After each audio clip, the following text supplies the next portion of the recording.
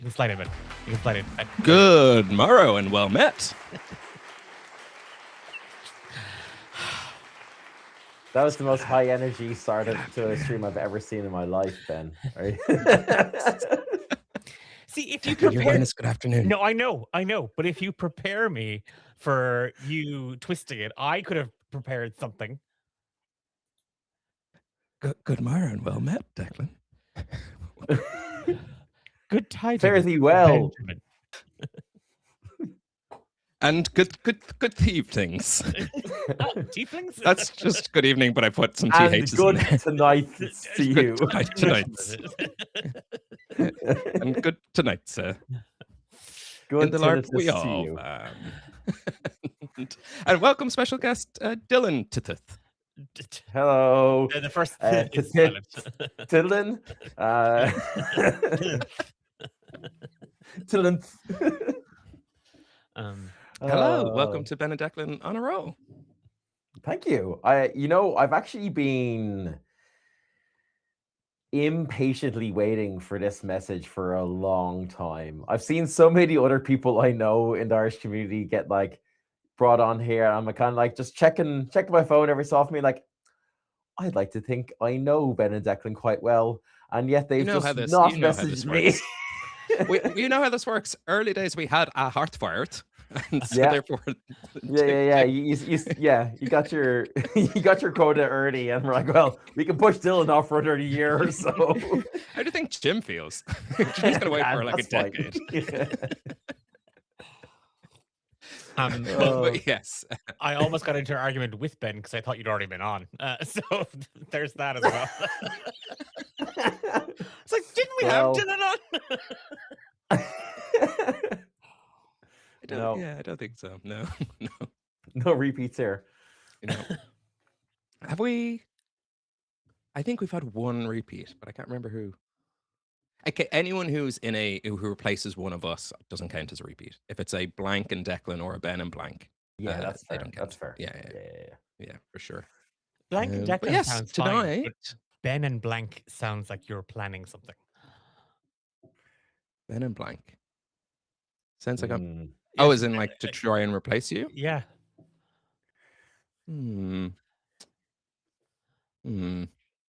Maybe. But you do all of the work and that works for me. So it's unlikely. I'm here. Not that I wouldn't want to, I wouldn't try. Okay. So Ben and default if I had an ounce more energy. We're not here to air our dirty laundry. That's a different show that I'm starting with some blank. Guys, leave me out of this domestic. I don't want to be. If I knew this is the type of friction I would cause, I wouldn't have said yes. This is what happens, folks, when two people who you've been a player of and they DM, a strange energy comes into the room. They're like, he's my player. Get away from him. But we're here to talk about LARPing, something myself and Declan know very little about, and something Dylan is our resident expert on. Hence why Dylan is here to tell us all about. I'm going to keep saying LARPing because I've recently learned from a bus journey we took that it's not always live action roleplay. Or am I wrong? No, you actually are wrong, and I fed you incorrect information 3 days ago. So you look like an idiot on the internet. No, I'm blank. I'm blank. Who is the blank now?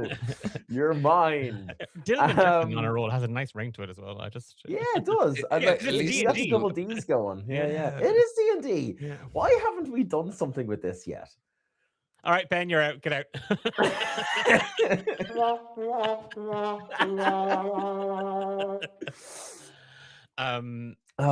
Also, Ben, I also lied to you as well about LARPing. I've done a little bit of it. This is just betrayal after the betrayal. And my dark villain era begins. To find out that I've been lied to, and worse, by my friends. Well, it's okay. I don't mind. No, I wouldn't have the same experience that Dylan would have. I dabbled in college. You know, most people do drugs. I did live action Mhm. roleplay. It's its own drug. Yeah. Yeah, Mhm. it didn't take for me. No, I think I was more. I think we had kind of that's kind of considered that like the parlor LARP. We kind Yes. of stayed in a spot, um, and I I was playing an NPC, so I was just there as background. I was tree number Mm. 2. Uh, w it was a what are you grimacing I'm at? Why are you I'm looking so aghast? I'm so confused. You can. How are there NPC? They're people. You're a real person. How are you an Okay, NPC? right. We got a lot to We need to go get start to the into. beginning. Yeah, yeah. We need to 101 parlor. What? Explain. Because I can't be the only one who knows very little about this. So, a parlor LARP versus a fest LARP or a festival LARP, they'd be like the two extremes of the LARPing spectrum. In general terms, LARPing is much like D&D or any TTRPG, except rather than being around a table where the action is happening in your mind, the action is happening live and you are embodying it, hence live action, or like live role play. And so with a parlor LARP, that's typically a lot smaller scale. It's maybe anywhere from 5 to a couple of dozen or so people, and it's usually in one contained location, which could be as small as like a living room or a parlor, or it might be like a slightly like bigger, like like a hall or something like that. Typically, I think hands in the air. I don't know that much about parlor LARP. I've not done one. All my experiences with festival LARPs, but parlor LARPs, I think typically tend to be more accessible, are more like one shots. They're kind of self-contained stories, and an example might be that like you guys are, everyone is playing world leaders. Those model UN things, that is effectively a parlor LARP. So if you want like a media kind of like thing of what a parlor LARP is like, I have news. oh, With that definition, Oh my I've god, he also lied. LARPed. You lied to both of us. I've done model UN. So Yeah. I've And LARPed. so in Model UN, you're given a character, right? You're the ambassador for a country. You probably have a specific thing you want to do. You're not Russia going over to America, rolling a D20, be like, haha, I invade. You are actively doing that. You're actively putting in trade sanctions or whatever it is. You are LARPing as that country. So that's kind of what a parlor LARP is. In some parlor LARPs, there might be like resolution mechanics, which could be something like, well, if we're LARPing as if we're superheroes, obviously we don't have supernatural powers, but I might have some sort of inner reserve that's represented by like a card or a token or something I have. I don't know. I'm kind of talking out of my ass a lot here, right? But I'm getting to the main point.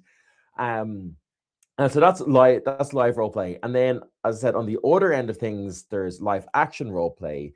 And I think what people tend to think about when they hear this is like role models, right? Or that like or something of like people in a field in America with like buffer weapons that look very fake, doing weird ninja moves and trying to hit each other. That's kind of be called like buffer LARP, and the emphasis and the focus is on the action, and it's a lot more kind of like fights against each other. I kind of do something that's in the middle. I do what's called LRP, so like live role play, where the action and the combat isn't necessarily the focus, but you are role playing live. And as I said, it's basically on a festival ground, so it's for a full weekend as opposed to a parlor LARP, which is maybe just like 3-4 hours of a thing. And so yeah, it lasts for a full weekend. You time in at 6 p.m. on Friday. You don't time out effectively until 3 p.m. on Sunday.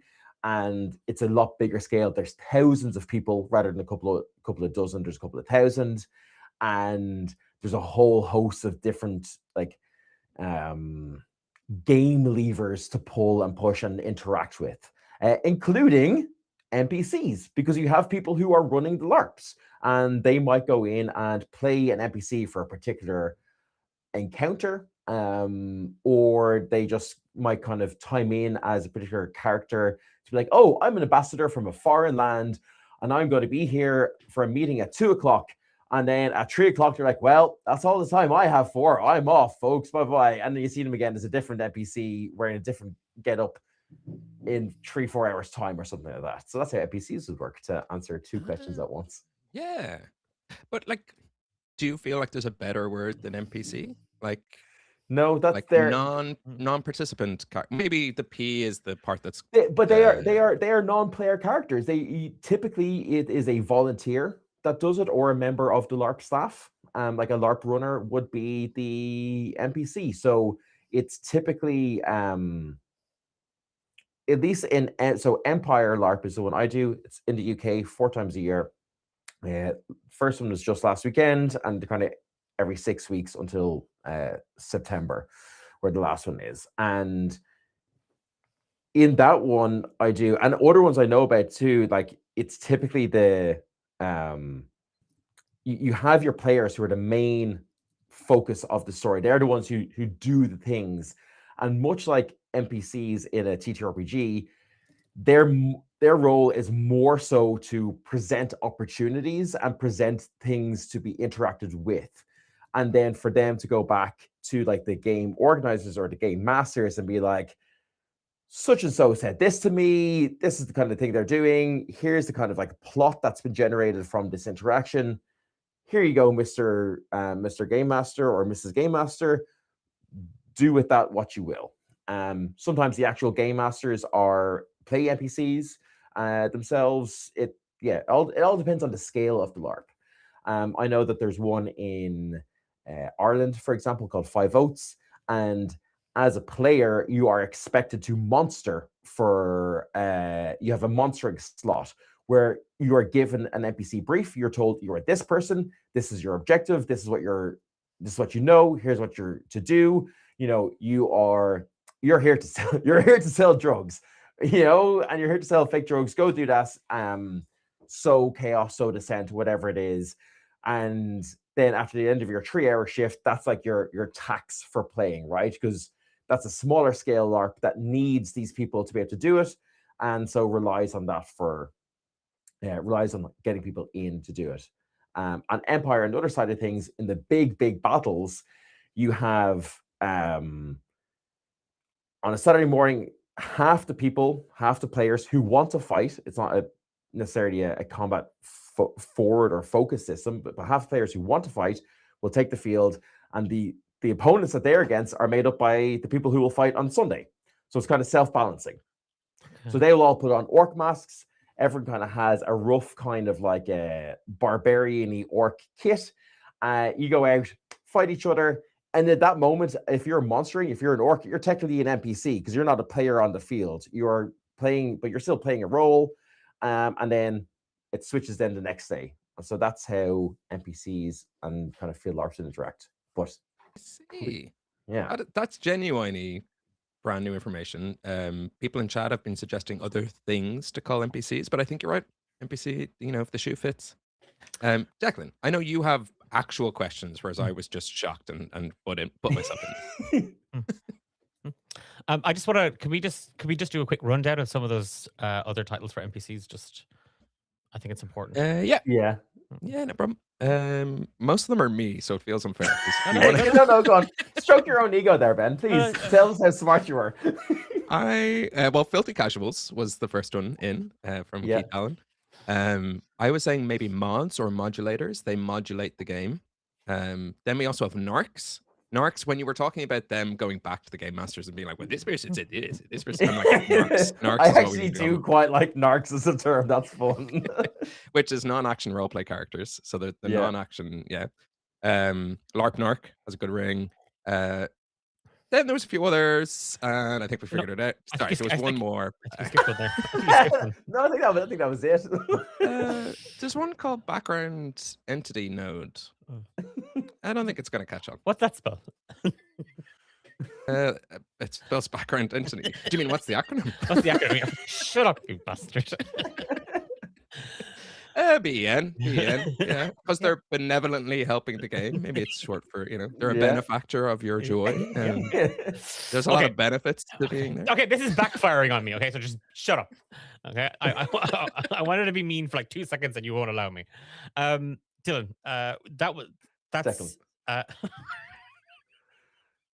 Ben. no, You say someone else's name. that hasn't caught on. I'm trying to get it going, but it's just not working. So for a live action role play, so let's park the parlor thing for a second and focus more on that sort of fest setting.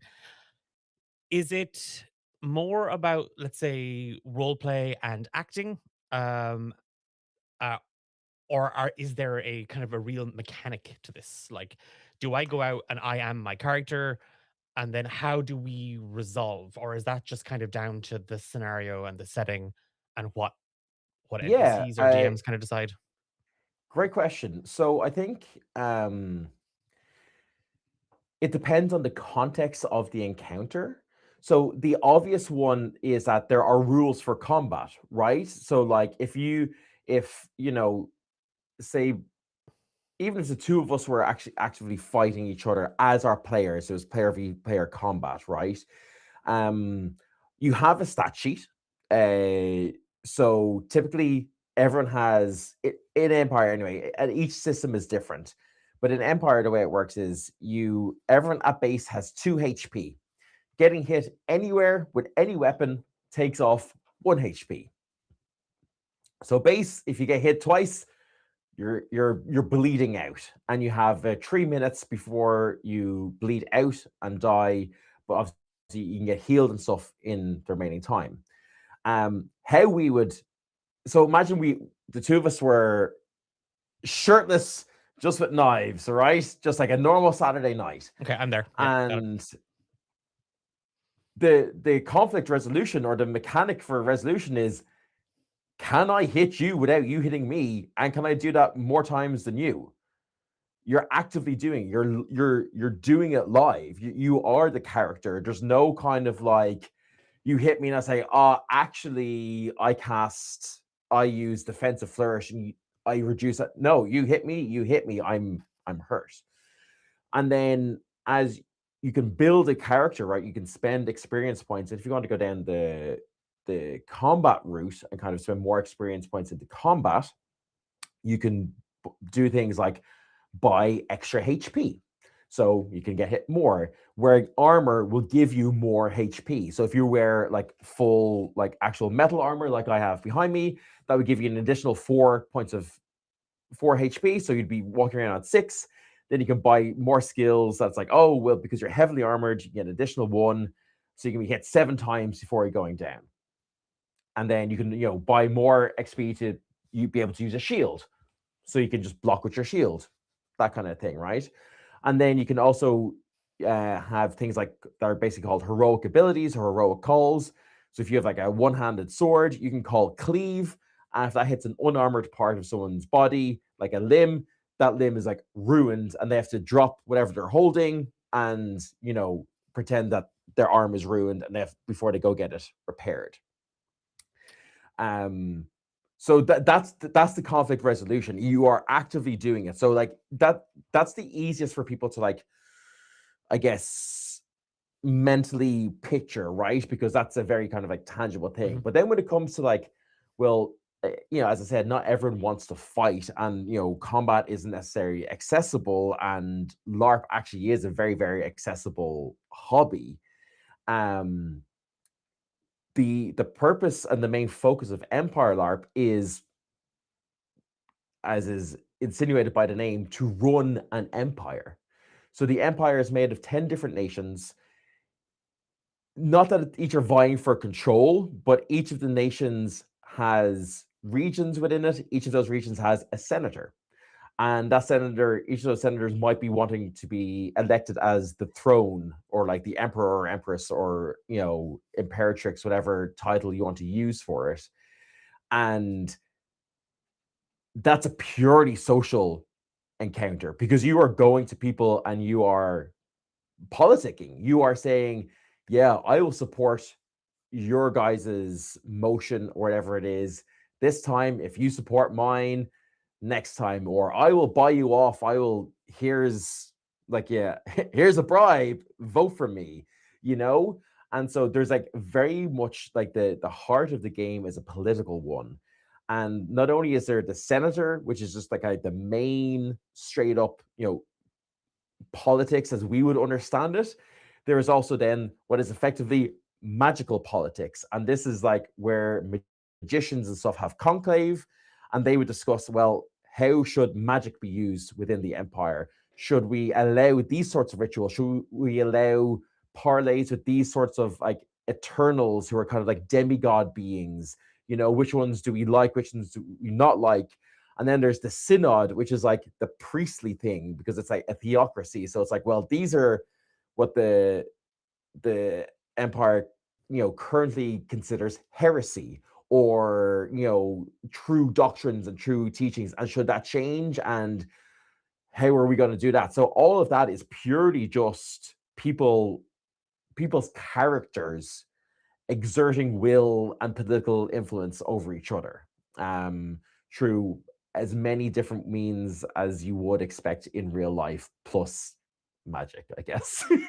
So, I mean, I get the combat, and I get the role play side of it. But if we and like both of those things happen at a table game, Yeah. but there is somebody, even though it's collaborative and we're all playing together, there is somebody in that group who's been appointed.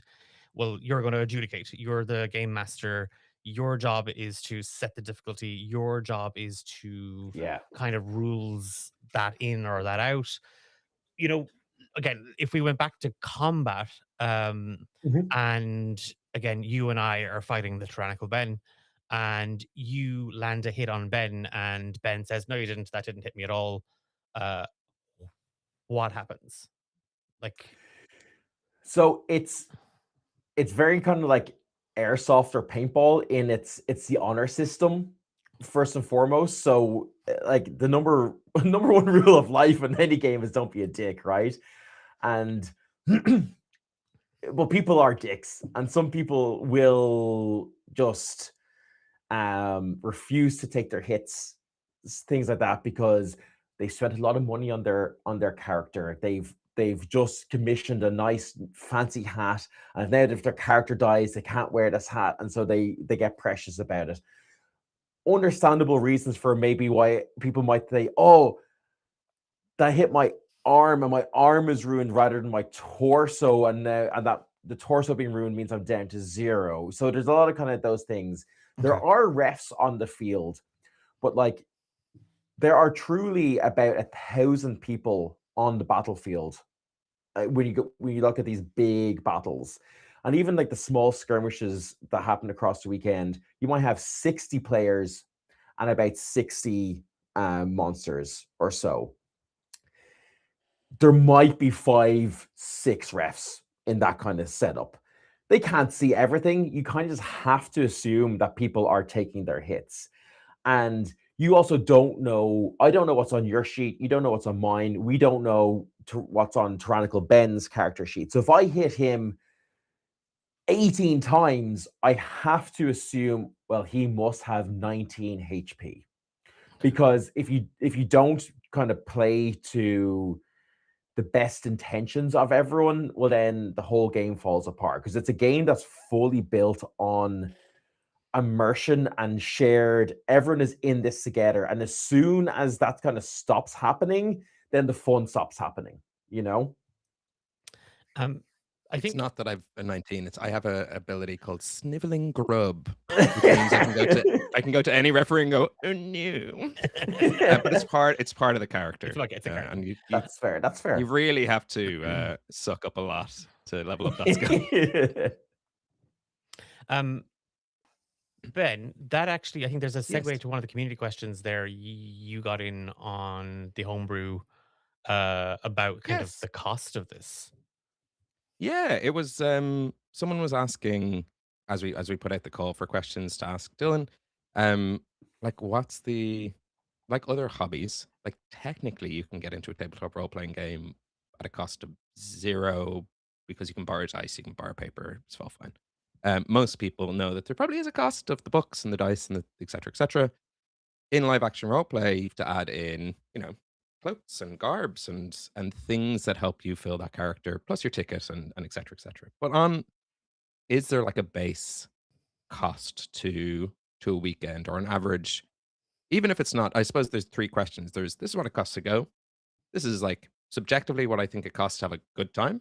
And this is what like some people could put into it, and people that, as you said, I've put a lot of money into their characters. So like upper bounds. I think that's what people are wondering in general. You're gonna hate this answer, Ben, because it depends. That's fine. Yeah, that's a totally fair answer. But- Oh my god, he's raging. I can see. I can can see see he's seething. the anger in his eyes. don't I'm know never why. gonna get invited back. That gave me such a flashback to that one scene in Muppets Treasure Island where Sam the Eagle is like, the captain's furious. And it cuts to Kermit. He's just like,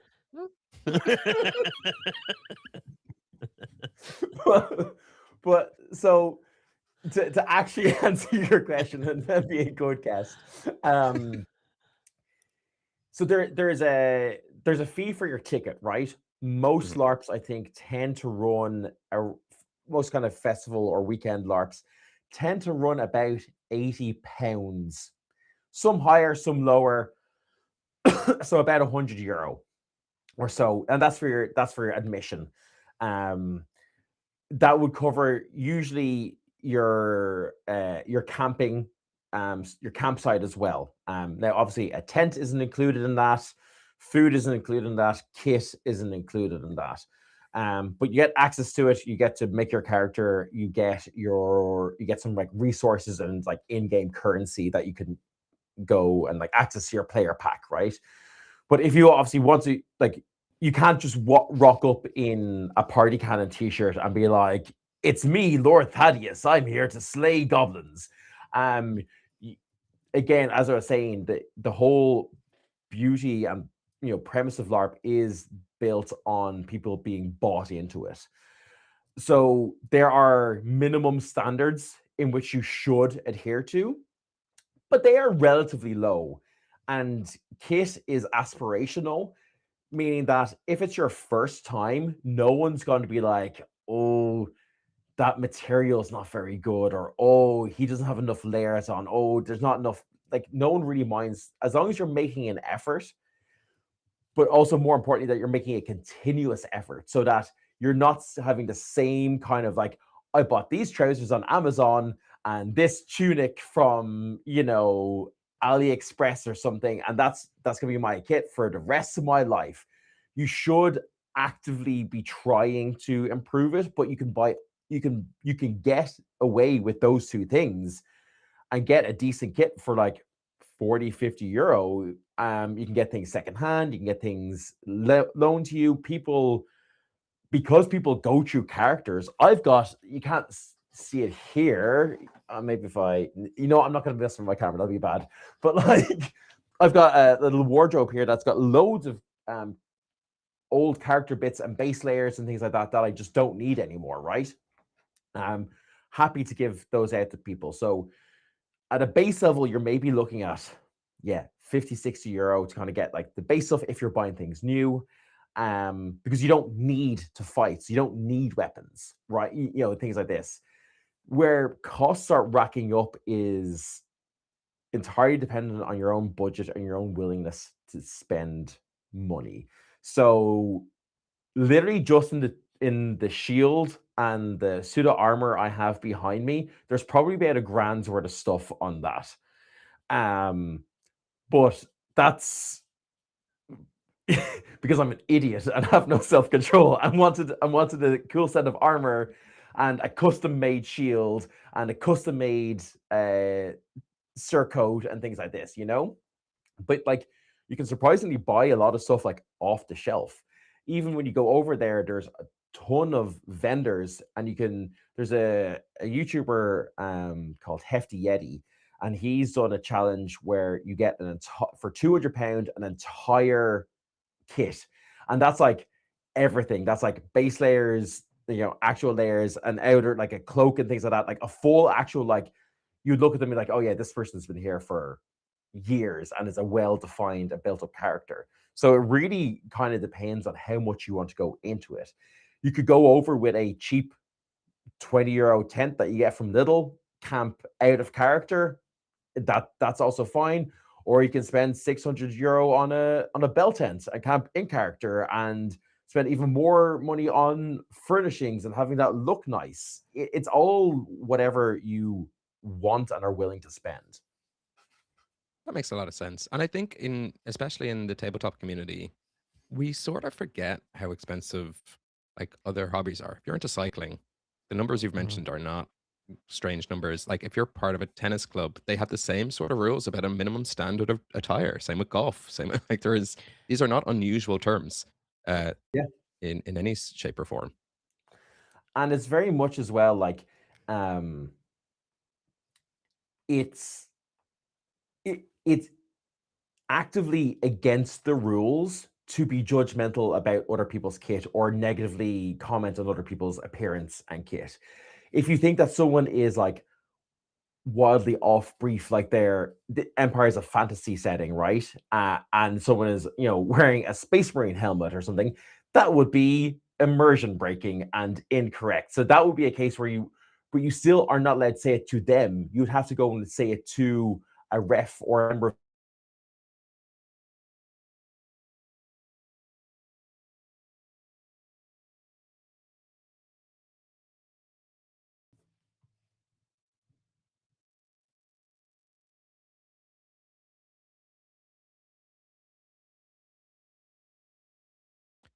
I'm back. Hello. I'm back as well. Oh. Well, I didn't go anywhere. I was here. Interesting. Everyone was here. Yeah, I see on the. Well, we're on back thing. now. Yeah. Talking about immersion breaking. What was I saying? Space Marine it's helmet. a Space Marine helmet.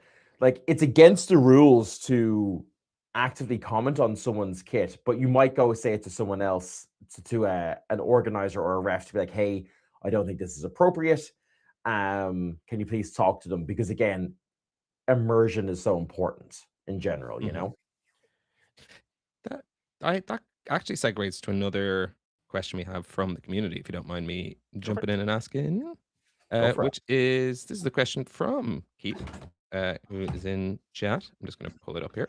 Hi, Keith. But it is about immersion. So the reason I thought of it was often you see pictures of like a Ren fair, and then you see a couple of people dressed up as like Star Command. And like it's kind of immersion breaking, but also funny in a way. It's like, oh yeah, I kind of get how these two worlds can exist, because like they're in the holodeck, but they're in the real world. Yeah. But Keith was wondering, can you mix LARPing and the general public? Like, is it a complete sin for a normal person to wander in, or is it more like a Ren fair that you see in the movies, where LARPers might mingle with regular people and make them feel like they're more in like ye olde times? I think I know the answer, and I'm sure part of it is it depends. But in general, what's the vibe there? So I mean, in Empire anyway, that's expressly forbidden. You're not allowed on the site if you're not at a base level of kit. There might be other LARPs that are more forgiving for that, but I think no one wants to feel like they're a circus attraction, or they're in a zoo, that they're here to be looked at. That you're not. At the very kind of start of this, Declan, you asked something about like performance and performing, and it's like, while you are role playing and performing to a degree, the people you're performing to are the people that you're playing with and acting with. You're not trying to put on a performance for outsiders. And I think what helps it be so immersive is that, again, everyone's bought into it. Everyone has the same baseline understanding. Everyone's put the same baseline amount of effort in. And that helps you feel like your character and feel like you're part of the world, and that you are that character, not just performing or portraying that character. So I'd be very, very surprised if there is any LARPs that kind of allow just randomers in to walk around. There is, however, on a kind of similar note, there's a very big LARP called I think it's Realms of Mythodea or Conquest of Mythodea. It's in Germany. It's huge. I think it's got about 10 or 12,000 players. Insane scale. Like they have like 2,000 NPCs like at it. It's wild. But the premise for that is that anyone from basically like caveman times to I think it's like golden age of piracy times exist, and it's like when you die you go through the mists and you arrive in Mythodea, and so it's this kind of convergence of worlds that kind of allows for people to be a lot more kind of free form in their character creation, to be like, well, look, I only know Lord of the Rings, so I could play a ranger or something like that, and that would be cool. You can go do that there, and your game can be going around and being like, hey, who are you, Mr. Whatever it is. Or you could go around being like, ooga ooga booga booga, I'm a caveman, I don't know any of this stuff. So like, yeah, again, it depends. Yeah, it makes sense. But the answer there is there is a level, an entry level for anyone and even to tie it back to parlor games to these bigger LARPs. It's like it depends. So have a think if you're watching about what you would want and where your comfort level would be, because you probably find it somewhere, both from a price and cost, and also from what you're looking for from a LARP. Yeah, because I think that's the big thing. There's no like I'll put my hands up and admit, like I only really know Empire LARP, and I am aware that there's a whole other like world of it. It very much feels like I'm at my point in my LARP career, for want of a better word, that's equivalent to when you've played D&D for a while and you're like, did you know there's a game called Pathfinder? It's very similar to D&D, but slightly different in these ways. And then someone's like, hey, buddy, I got something to show you, and actually shows you the world of TTRPGs, and you're like, oh, right, yeah. Like there's LARPs of all sorts. There's one of our friends that we LARP with did a zombie survival LARP, which is never times out. You're in character all the time. You're getting raided at night by zombies. You're sleeping in an old abandoned like army shelter that's like overgrown. It seems just like a terrible place, and it's like, yeah, and you're there and you're going to be survivors of a zombie apocalypse, and which is wildly different to the type of game where I play, where currently I'm like, oh, I play Bernal, and on Saturday I pretended to be effectively a WWE star called the Bear because I go on drugs and get really angry, and then occasionally I sell beer. There's the vast like scope of different gameplay styles is insane within the hobby. This, I think, to go back to kind of some of the planned questions, there's you had mentioned, this was like last weekend was like the first weekend of Empire, and every 6 weeks now it's going to be meeting up until September.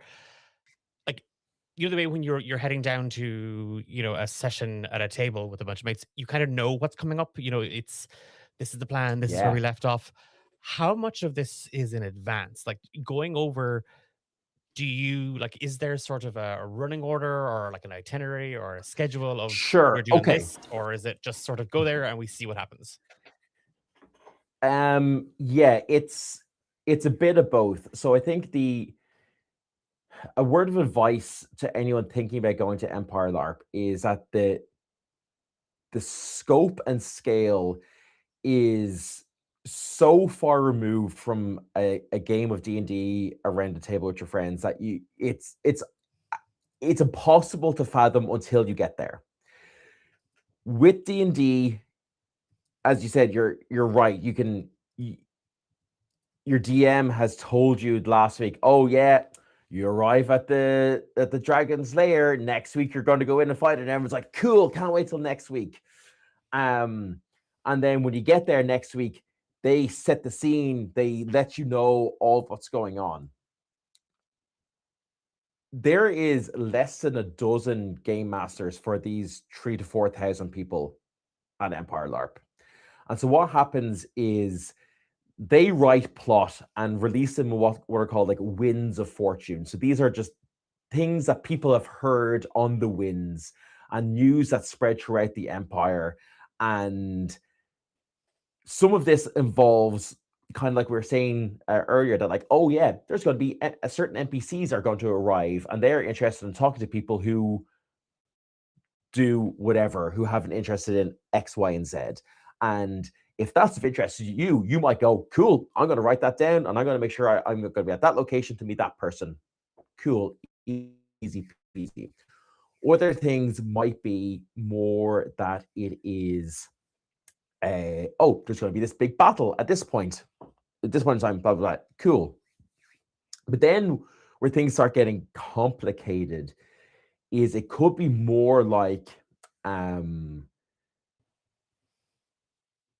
civil service, aka the game mastering team, have identified that in this particular region, there's an opportunity to increase the morale of the Dawnish population by constructing a great work honoring an ancient emperor. Or you could choose to honor a different emperor, or you could turn it into a tourney grounds. And these are the kind of like plans that the civil service have drawn up that could be used for this like recently liberated area or whatever it is. And so that's not necessarily a specific thing to go and do, but that might be something that you go, oh, hang on, I'm from that area and I for whatever reason don't like that old king and I prefer this old queen.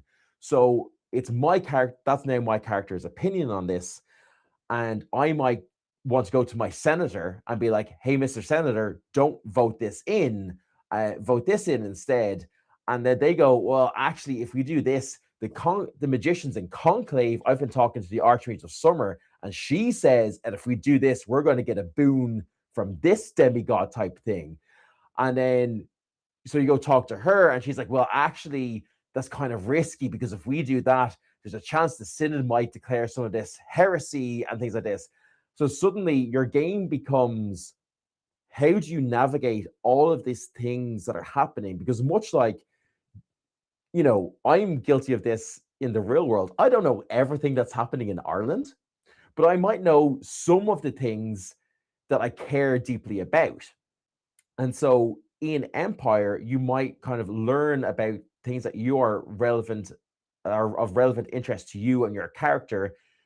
You go, you make notes on it, and you go and talk to the people and kind of form your opinions and plans around that kind of a thing, you know? So it's, but at the same time, there's no dungeon master or games master leading you by the hand to say this. If you miss a meeting, you've missed a meeting. That's what it is. If you don't get a judgment in on time or a vote in on time, well, you haven't got a vote in time. And there's no game master going to be like, oh, here, you should head over to this thing at this time, or we're going to miss this opportunity. But at the same time, you might not care about any of that and just go, you know what? I just want to go and dress up cool with my friends, maybe throw a cool sword on my hip and go have some fights. And then in the evening, go have some drinks in a fantasy tavern and everything is going to be fine. And that is also completely okay. And like, there's really a huge multitude of different gameplay styles, even within just this one system, you know? I have some questions for you about how LARP has kind of impacted the way you run games and you tell stories. But I'm going to skip those for a second. Sure. If if somebody, because we've talked about kind of tabletop quite a bit, and I didn't want to ask kind of like, what's the difference? Because I think Mm. that's whatever. But what's the for someone who's like, I've been playing Pathfinder, D&D, Star Trek, whatever it might be, and I really want to try this. What do you think is Mhm. what's like that's going to surprise them most about a live action role play? Like, or is that even like a direct path? Do you know, like, do a lot of LARPers start out as tabletop role playing game enthusiasts, or is it sort of at nah, they're two different things? I think there's two, in my experience, from what I've seen, there's two distinct paths. There's the path from the theater kids, and there's the path from the actually, sorry, I'm going to put an additional third one there. There's theater kids, there's cosplayers, and then there's TTRPGs. Okay. And LARP is the mix of all three. So like I've gone in obviously from the TTRPG side of things, and then been like, oh, I really like the dressing up aspect. I really like that kind of the additional layer that wearing a costume brings to the role play, and how you can express your character through your costuming. Like you can't see it, but on like my mannequin behind me on his on the surcoat and the tabard, there's like spots of dried fake blood, which I'll never wash off because it was in his character to show that. Whereas other characters might be clean and pristine. And so you have that element of like you have a completely other way to role play and show your character. Like I got really into physicality from it, which coming not ever having any kind of theater background was really new and exciting for me to be like, oh yeah, now that remembered like when my old character Tig became an earl, I was like, okay, I'm gonna make sure that I constantly now can never be seen to not be sitting in a perfect posture with my shoulders back, because that is his character. He has to be like that. He has to appear authoritative. And now with Brunel, I constantly have my shoulders rounded because I'm a pathetic little worm of a character. And it's like there's that aspect to it. And so I think I guess the additional things is probably what is the biggest surprise if you're coming from just a TTRPG perspective, where it's like, you know, it's very easy to just role play as your character around a table and say that you do those things, but you actually have to do them in LARP. So if you come in and say, "Oh yeah, I'm going to role play the greatest swordsman in the world," someone in LARP is going to be like, "Bet, yeah, okay, fight me then." And if you're not the greatest swordsman in the world, you're going to get your ass handed to you. And so there's that element of actually having to like put your money where your mouth is to a degree, and be like, okay, how do I actually show up as this character? Is really, really different. It's great. It's really, really fun, and it's really, really like rewarding in a Mhm. way, but it's so different. And that's even before you get into the lack of game master. I had two friends who went over, I don't even know if it was last year, it might have been the year before. And they were really put off because it's so find your own game. There's no one there telling you or prompting you to have a good time. You might have that if you're with an existing group of people, or that you kind of latch onto because maybe they've got things going on, they know the world, and they're like, oh, yeah, you come with me. I think you'll enjoy this. Let's go. But Mm. if you don't have that, and there's no one there as who's kind of like hand holding you and guiding you, it can be really like intimidating to kind of just get thrown into this world. It's like going into Dublin city center and just standing around being like, what do I do? Well, you got to figure that out because no one's going to come up and do it for you. Okay. Keatalin asks a question, and I was going to ask something similar. So, uh, you going back to kind of the I'm the greatest sword fighter in the world. That's my character. Yeah. If I am learning how to fight with a sword in the real world, Mhm. can I get to use that in game as my character, right? Like that's so Yeah. are there people who will, like polearm mastery, or like that swords, or I don't know, like archery, because I think I've seen people with like the kind of the foam head and stuff. Is this like a really good excuse to go and like, I really want to do archery, but I want to be able to do something with it? 100%. Yeah. Like, Class. because it's the same with any like hard skill. If you want to go and be a politician in Empire, you better be able to give a speech. You better be able to schmooze. You better be able to influence people. You better be able to. If you want to go be a fighter in Empire or any LARP, you better be able to swing a sword. You better be able to hold. You better be able to run in armor.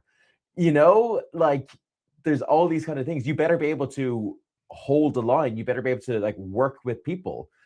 Loads of people in LARP do like HEMA and things like that as well. Like it's definitely a gateway drug to other activities and stuff. And then you might have people who, because a lot, you know yourselves, all these activities are such like the Venn diagrams are just such like concentric circles, and it's like, yeah, so if you want to be better at something, you just go be better at it in your personal life and then come back. My friend Joey is a really, really good archer, and the first character he played was a really, really good archer, and he was able to back it up, Jim, phenomenal swordsman, so comes in and is able to beat people at swords, Yeah. Class. So yeah. I'm gonna go and become the greatest dungeon master at a LARP ever. With my little wooden dice. You'd have to be good first, so I'm gonna clip that. That's gonna be my new ringtone. Just you wait. Just you wait. Well. I was gonna ask Ben another question. Yeah, Oh yeah, you go ahead. Yeah. No. Yeah. I was gonna say, Ben, do you want to ask? Is there any other questions that you want to flag? Well, there was two. One kind of relates to, you've kind of answered it, but just to give an official answer. Dread over on the socials asked, do you think it's better to go with a group or to go solo? My assumption is, especially for your first time, group who can show you the ropes, because as you just described, solo seems hard.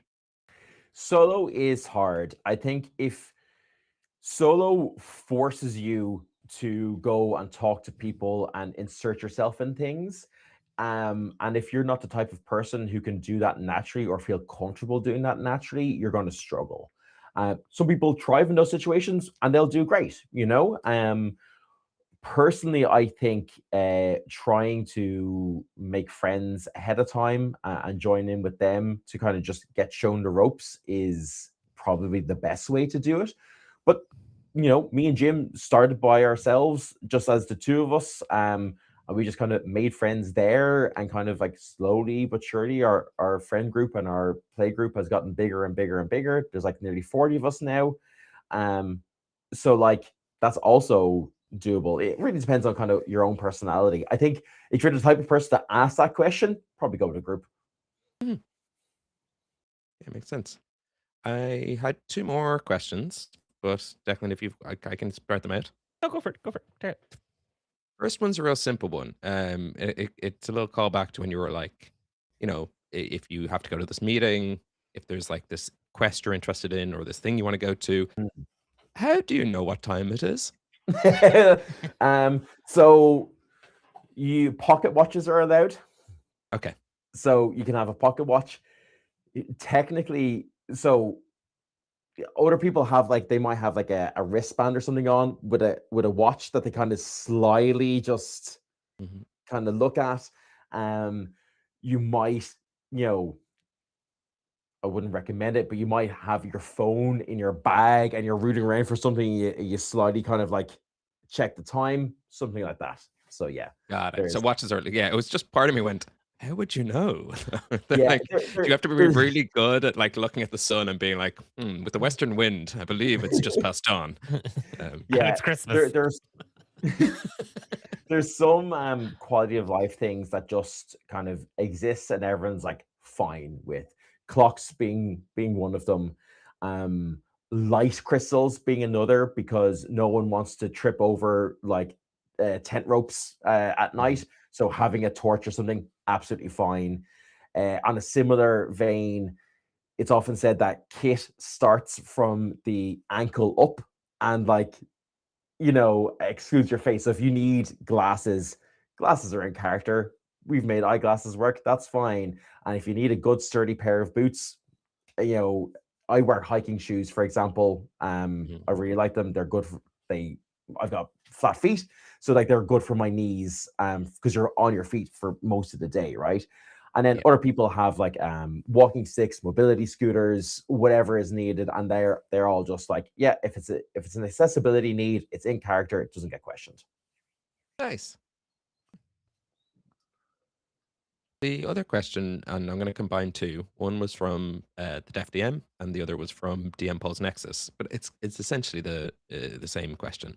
The Def DM was asking, aside from Five Oaths, do you know of any LARPs in Ireland? And DM Pulse Nexus was wondering, like, is there any LARP you would recommend to the homebrew group?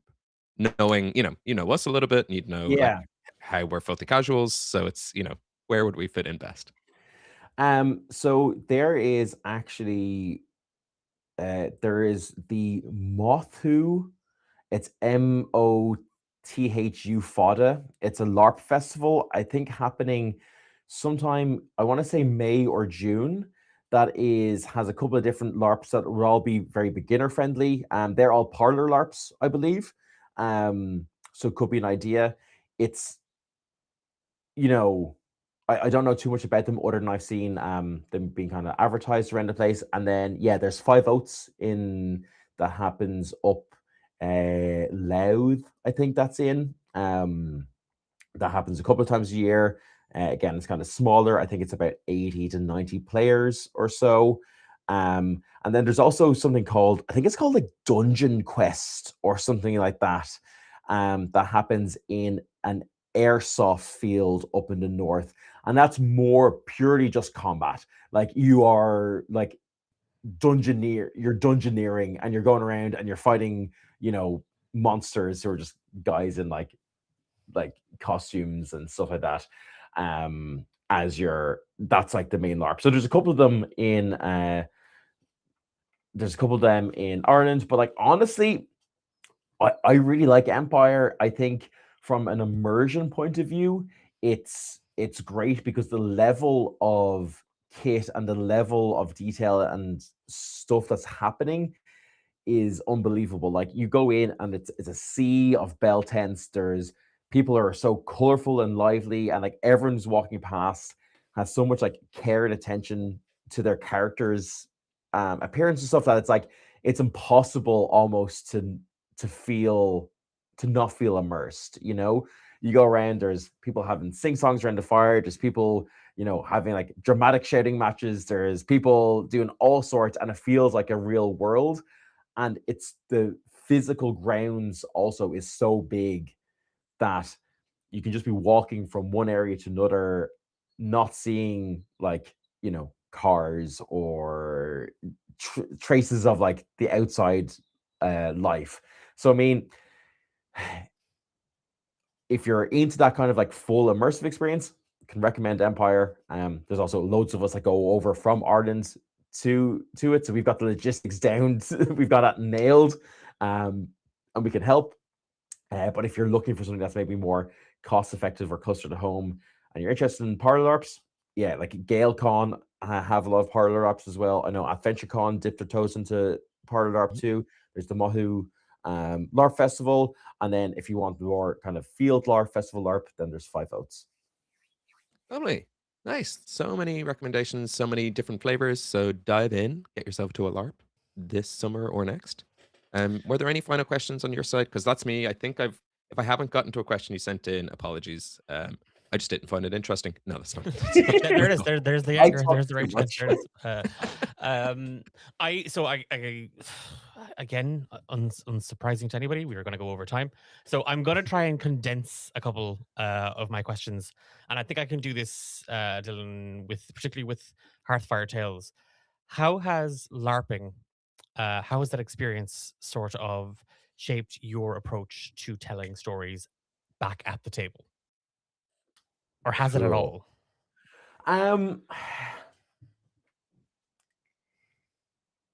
It has and it hasn't, to be honest. So So would you say I it think depends? I'm trying not to say that because I've become painfully aware of how many times I've said it so far. I'm just trying to upset Ben. That's all. Don't worry. That wasn't at you. It was just for Ben. So obviously from a Hearthfire perspective, right, we go big in our visuals when we do kind of like visual and like a video recorded game. So we've done one shameless self-promotion alert time for a second. We've done one set in the Empire world. Part 1 is out. There's more parts still to come. But that's available on youtube.com/Hearthfire Media. You can check out Tales of the Empire. And we've very much brought in other LARPers who we knew would have kit, would look good, and we'd kind of be able to sell that kind of like visual feel of it. We also did it in front of green screens and had kind of like appropriate backgrounds CGI'd in. For want of a better word, Jim did it. He's a wizard when it comes to that kind of stuff.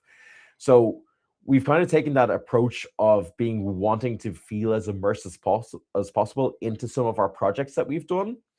But on the other kind of more tangible way, it's made me a better role player for sure. Because even from going back to what I was saying earlier about being more aware of my physicality and stuff like that, it's just you are on for each weekend for about 30 hours or so. You're like on and in character. That is, for me, who maybe gets to play a game once every 3-4 weeks, like half a year's worth of role playing around a table, right? Maybe for you, Declan, who runs like a gazillion games an hour, it's only like a weekend. Stop But like, sleeping, Dylan. That's your big mistake. but like, it's such a condensed, intense role playing experience that really, like, I noticed my role playing really like improved from it. And so yeah, I would say kind of in those ways, it's kind of how it's impacted. And then obviously we have our own, we have a podcast called Fake Swords, Real Feelings, where we talk about LARP in general, which you can also find on Hearthfire Media. Okay. Last 3 are kind of spitfire questions for you. Yes, go for it. What keeps you coming back to LARP? It's fun as hell. Yeah. How Spitfire are we doing? No, that's good. Yeah, that's perfect. If Cool. someone is curious but nervous about starting, where do you suggest they go first? Like, I want to play. What do I do? Shameless self-promotion again in time. We have a few different videos, like 10 things you should know about getting into before Empire LARP. We've got things you should do if you want to just be a tourist and stuff. Check out all the videos that we have.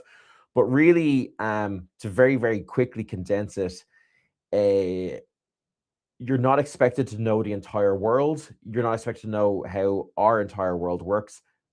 Pick one thing, know about it enough, have an opinion on a couple of different things, and then just have fun. If you try to know everything, you will get overwhelmed. Okay. The last question, and this is a biggie. If someone says, you know what, nah, it's not for me, I don't, and they just don't want to try it. What do you hope people who look in and go, oh no, that's not for me? What do you hope that they can understand about why this is important? One person's cringe is another person's passion.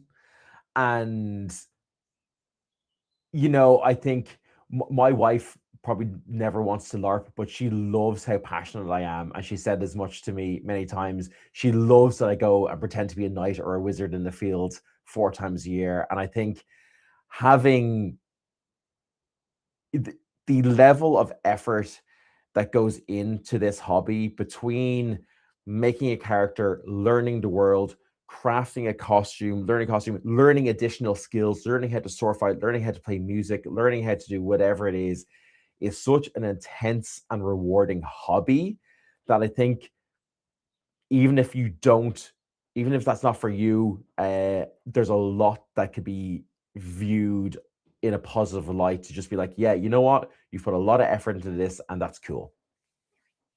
No, I absolutely, I love that. I love that idea that, like, if someone looks at it and goes, "Oh, that's cringy," it's that idea that, well, actually, this is somebody else's passion. This is somebody else's hobby, and it is. It's that thing of, I've often seen it online. I've seen people kind of bash LARPing as like, "Oh, that's the nerdiest thing you can do." And I'm like, yeah. And they're right. But it's no different from someone paying a couple of £100 to go to Anfield. Is it Enfield Stadium or Anfield, whatever Liverpool You plays? had it right the first time. Ah, Yeah. yes. Yeah. Woo. Yeah. The mighty Liverbirds playing in Enfield. Enfield service station on the M1. Shut up. But you're right. Like, you're right. But it's It's just because it's £100. mass entertainment. Yeah. It's face paint, it's a jersey, it's cheering on the other crowd. You're not actually involved in that. You're just watching and supporting. How dare you? We bet you on Saturday. Me personally, cheering them on. Bet you on Saturday. And I love that. I love one person's cringe is another person's passion. I think that's actually really, really important, because it is. If somebody's enjoying it and it's doing harm to nobody else, then piss off. Like, Yep. what you said, just with a slur thrown in there. Ben, is there anything, like, I know you said there's no other community questions, but is there anything you wanted to ask, or because I realized that No, we've I kept think- I Dylan nearly think 15 I minutes over the snuck- agreed time. I snuck a few of my questions in there. I will so- gladly talk about LARP for years. So No, I snuck a few questions in amongst the community ones as well. So I'm all. Oh, I know. Good. We'll be talking about that. Oh, man. I'm still trying to figure out what the slur was. Piss? Piss in the slur. I meant curse words. Would you just stop? Would you just? I was also wondering that, but I kept my mouth shut. Well, we just lost the piss audience. Oh, great. I have to do an apology letter to the fucking piss pants. We've been about a Declan on a roll. Thank you very much, Dylan. He's not ready to leave. He's not ready to leave. No, I think I'm all good. Is there any question? Like, is there anything we haven't asked that you're like, why didn't you ask this really obvious? Because, like, I came in so, like, green to this. I think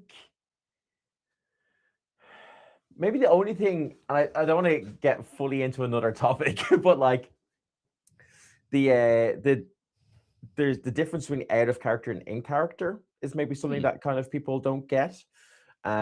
So typically there is an in character area, which is typically the game field, and so really, again, to be as immersive as possible, as soon as you kind of cross that threshold, you're in character. And that doesn't necessarily mean you need to speak like we spoke at the start of the episode of like, thou hast seen me from afar, and now thou comes to me. How dare thou lie eyes upon me, you cur? Like, everyone just speaks normally, but you're still expected to just be in character, right? But you can then just kind of like, if things get intense, you can just dip out of character and be like, yeah, I'm just gonna go over here to where like the out of characters traders are, or the camping site is, and stuff like that. And that's a really nice way of being able to kind of like self-regulate. I know the first like 2 or 3 events I went to, we camped out of character, and it was really nice to be able to just go like, I've had enough right now, because I am overwhelmed by the amount of things that I've seen as going on, and I kind of just need to decompress back in my tent and look at my phone or something, just to kind of like come down a little bit. So I think that is an option. So you can kind of like, you can self-regulate. You don't have to do everything all at once, and that kind of goes for all of the aspects. Like you don't have to go into all of the types of game at once. You don't have to go into getting a full kit all at once. You don't have to go into being in character all the time, So yeah. That's a lovely sentiment. Like, dip the toe in. If you're curious, dip the toe in. Yep. Nice. Do you want to Good. Yeah. There you go. You want me to vamp? Yeah, you vamp. I'll Are you looking for someone to raid? do that. Cool. Nice. If I can suggest someone, there Okay. is someone called. Oh, actually, shit! I don't know if he's doing it. Oh, this is gonna be a bad idea. No, hang on. There is a photographer who goes to LARP, who was previously doing. He streams all his editing of photos, and he's Oh. online right now, but he's not doing that, so don't go into him. Yeah. Sorry. What's he doing? He's playing tabletop RPGs. Okay, what did they Oh, call? that's not our audience. I wouldn't. Yeah, I don't know. It seems a bit We're out LARPers there. now. Yeah, drop the. Um, What's the channel? It's Agent B Smith. Oh, I got him. Nice. Um, Yeah. Yep. Okay. I think that was wonderful advice by Dylan. If things are getting a little bit too intense, make your way to the out of character camping area, which unfortunately will mean that you're still intense, but a different kind of way. So just remember that. Camping, it's intense. Anyway, I'm gonna go raid this. Are person. we off air? Yes, I yeah, need no. to. Peace. We're back in 2 weeks. I'm back on Monday with another game because apparently I'm addicted to it. You are. Not apparently. Allegedly. Yeah. Bye.